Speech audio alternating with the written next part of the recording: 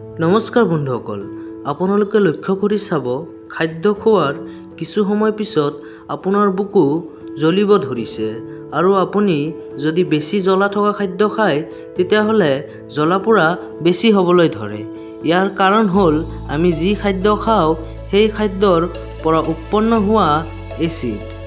যদি আপোনালোকে এই অসুবিধাটো কম কৰিব বিচাৰে তেতিয়াহ'লে মোৰ তাত এটি সহজ উপায় আছে। বন্ধুসকল, আপোনালোকে খাদ্য খোৱাৰ পিছত লগে লগে চুইংগাম চুবাব লাগিব। হয় বন্ধুসকল, এইটো চুবালে মুখৰ হজমকাৰী লালটি চালাইভা উৎপন্ন হ'ব আৰু এই চালাইভাবোৰে খাদ্যৰ পৰা উৎপন্ন হোৱা এচিডক নিউট্ৰেল কৰি দিব।